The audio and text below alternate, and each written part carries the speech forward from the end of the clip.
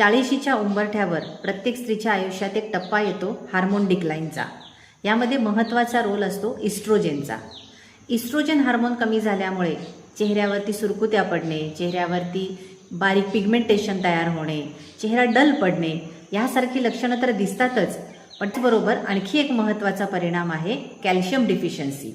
इस्ट्रोजनची level कमी व्हायला लागली की शरीरामध्ये हाडं ठिसूळ व्हायला लागतात आणि हीच खरी सुरुवात आहे मेनोपॉजची।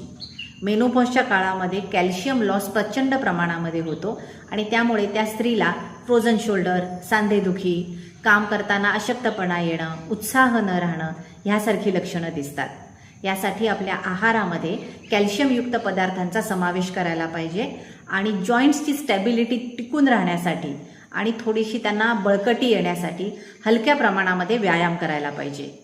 मेनोपॉजच्या काळामध्ये अजून कोणती काळजी घेतली पाहिजे यासाठी बघा या आठवड्याचा वेबिनार, जो संपूर्णतः फ्री असेल। खाली दिलेल्या लिंकवर क्लिक करा, स्मार्ट मेनोपॉज या कम्युनिटीचा भाग व्हा आणि तिथेच तुम्हाला ह्या आठवड्याच्या वेबिनारची लिंक मिळेल। तर लवकरच भेटूया या वेबिनारमध्ये। धन्यवाद।